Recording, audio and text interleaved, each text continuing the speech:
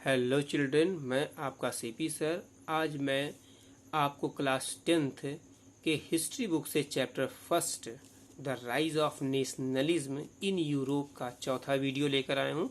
इस वीडियो में मैं आपको फ्रेंच रेवोल्यूशन के बाद में फ्रांस और अदर यूरोपियन कंट्रीज़ में होने वाले चेंजेस के बारे में डिस्कस करूँगा। और इन चेंजेस को डिस्कस करने से पहले मैं आपको एक बार फिर से फ्रेंच रेवोल्यूशन के बारे में थोड़ा सा डिस्कस करना चाहता हूं, यानी कि आपको याद दिला दूं कि उसके बारे में। जैसा कि आप जानते हैं कि 14 जुलाई 1789 को फ्रांस में एक बहुत ही प्रसिद्ध वर्ल्ड फेमस एक रेवोल्यूशन हुआ था, जिसने न केवल फ्रांस बल्कि पूरे यूरोपियन कंट्रीज को हिलाकर रख दिया था। और इस फ्रेंच रेवोल्यूशन ने न केवल फ्रांस बल्कि पूरे यूरोपियन कंट्रीज से मोनार्कियल रूल को हटाने का ये यानी कि प्रयास प्रारंभ कर दिया था। इस फ्रेंच रेवोल्यूशन के द्वारा फ्रांस से लुई 16 जो एक डेस्पोटिक रूलर था, उसके खिलाफ लोग खड़े हुए थे और उन्होंने यानी कि लोगों ने लुई 16 को उसकी गद्दी से हटा दिया। यानी कि जो फ्रांस की जो जनता थी, जो कॉमन पीपल थी, वो लुई 16 के डेस्पोटिक रूल से यानी निरंकुश शासन से बहुत अधिक नाराज थी, परेशान थी। अतः वह उससे छुटकारा पाना चाहती थी और धीरे धीरे इसके लायक स्थितियां बनती गईं और बहुत सारे कारण पैदा हुए।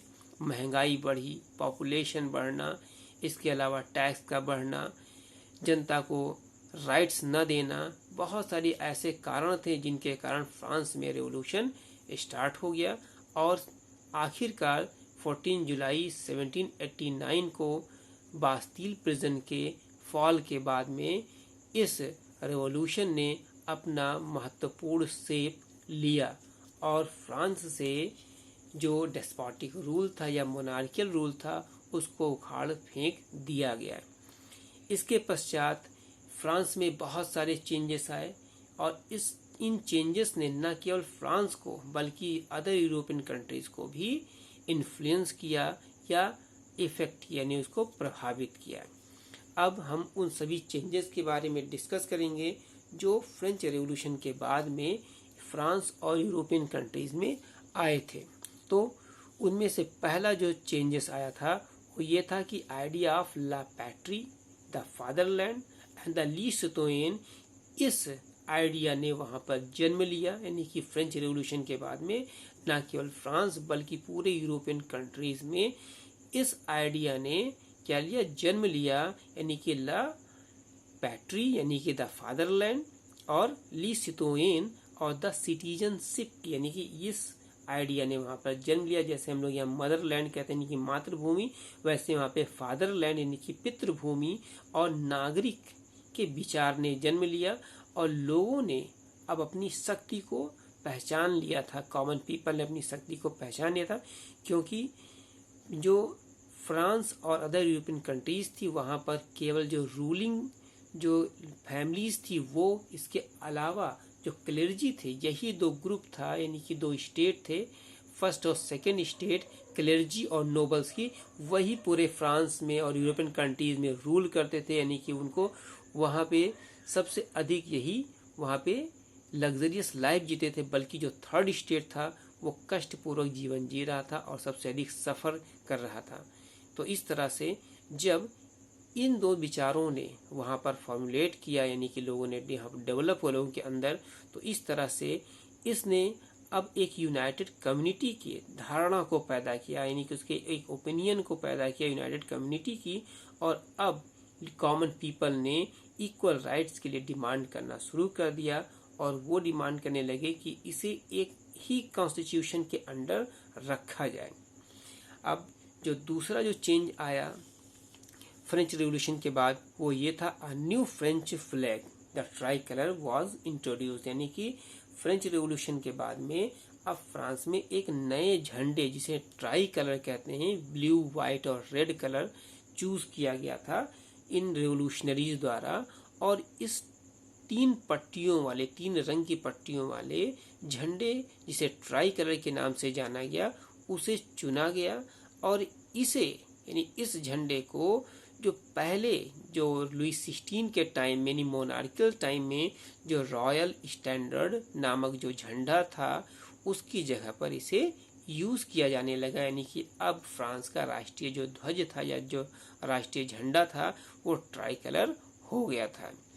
तीसरा जो चेंज आया था फ्रेंच रिवॉल्यूशन के बाद वो था the state general was elected. यानी कि जब वहाँ से मोनार्कियल रूल हट गई फ्रांस से, तो अब फ्रांस में स्टेट जनरल का इलेक्शन हुआ और इसने यानी कि इस स्टेट जनरल को एक्टिव सिटीजन्स के द्वारा चुना गया था। एक्टिव सिटीजन्स का मतलब होता है वो लोग जो 3 दिन की अपनी मजदूरी के बराबर का टैक्स देते थे और जिनकी उम्र 25 वर्ष होती थी। लेकिन ये सब केवल पुरुष के लिए था, महिलाओं को अभी भी वहाँ पर वोट का अधिकार नहीं था। They have no right to vote the womens and the other children below the 25 years and the common people, those who do not pay the 3 days wages, they were not allowed to vote in the general assembly। अब इसके बाद में क्या कहते हैं कि ये active citizens थे, इन्होंने क्या किया, इन्होंने स्टेट जनरल को चुना और बाद में इसका क्या नाम दिया, नेशनल असेंबली इसको नाम दे दिया। यानी कि इसका जो नया नाम रखा गया वो नेशनल असेंबली रखा गया। ये तीसरा परिवर्तन था जो फ्रेंच रिवॉल्यूशन के बाद में फ्रांस में आया था। इसके बाद जो चौथा परिवर्तन ये हुआ फ्रांस में वो ये था कि जब फ्रेंच रिवॉल्यूशन हुआ तो वहाँ के जो कवि थे या जो राइटर्स थे उन लोगों ने लोगों को और अधिक ग्लोरीफाई करने के लिए या इस रेवोल्यूशन को ग्लोरीफाई करने के लिए, इसको अधिक महत्व देने के लिए, प्रशंसा करने के लिए अब नए नए गीत लिखे जाने लगे। लोगों ने अब कसम खाने लगे कि इस जो नया गवर्नमेंट है उसको बनाए रखेंगे और आगे भी अब हम कोई भी मोनार्कियल रूल नहीं आने देंगे, इसका कसम खाने लगे। इसके अलावा यानी कि ओथ मीन्स कसम या सौगंध या शपथ खाने लगे।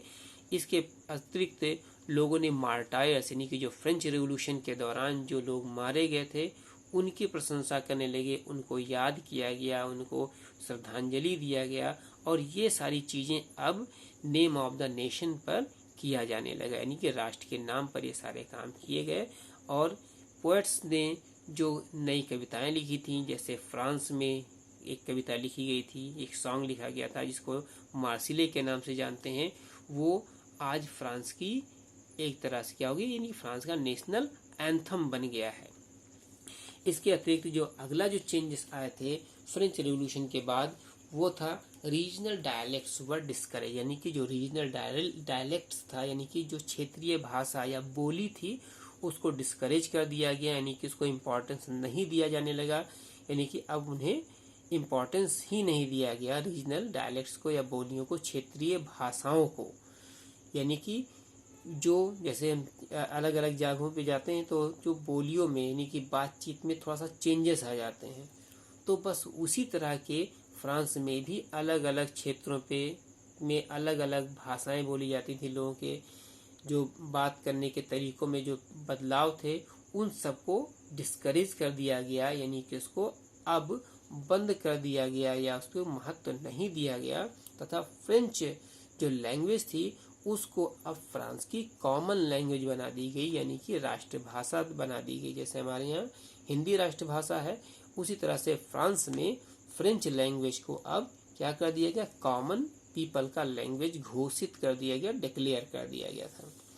इसके बाद जो छठा चेंज आया था फ्रेंच रेवोल्यूशन का वो था कि अब फ्रांस में जनरल असेंबली के बाद यानी कि जो वहाँ पे नेशनल असेंबली बन गई थी उसके बाद में अब वहाँ पे एक uniform system of the weight और मेजरमेंट भी लागू किया गया, क्योंकि उस समय अलग अलग जगहों पे अलग अलग स्टेट्स में अलग अलग नाप तौल का ये वहाँ पर फैला हुआ था। यानी कि अलग अलग स्टेट में अलग अलग नाप और अलग अलग इसकी वजन की अलग मेजरमेंट थे, तो उन सभी को हटा दिया गया और इन सबको स्टैंडर्डाइज कर दिया गया।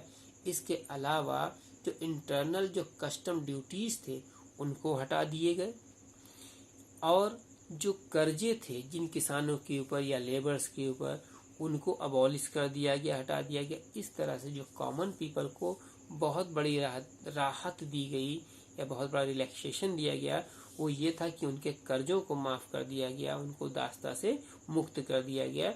ये चेंजेस आए फ्रेंच रेवोल्यूशन के बाद में। इसके बाद जो सातवां और अंतिम जो चेंज आया फ्रेंच रेवोल्यूशन के बाद, वो था कि वहाँ पर अब फ्रांस में एक यूनिफॉर्म लॉ बनाया गया ताकि सभी सिटीजन को समान रूप से अधिकार मिल सके। और इसके अलावा जो गवर्नमेंट जो नई बनी थी नेशनल असेंबली ने अब क्या किया, उसने एक नया सेंट्रलाइज एडमिनिस्ट्रेटिव सिस्टम भी लागू किया ताकि सभी जनता के लिए एक ही तरह का रूल बनाया जा सके, अलग अलग जगहों से रूल का कोई महत्व ना हो। तो इस प्रकार से ये 7 जो चेंजेस थे वो फ्रेंच रेवोल्यूशन के बाद में फ्रांस में आए थे। इसके अलावा इन सभी चेंजेस ने केवल फ्रांस ही नहीं बल्कि पूरे यूरोप को भी प्रभावित किया था। तो इस वीडियो के बाद में इस चैप्टर से रिलेटेड जो अन्य जो पॉइंट्स हैं या अन्य जो टॉपिक है उन पर हम अगले वीडियो में हम लोग डिस्कस करेंगे। Thank you.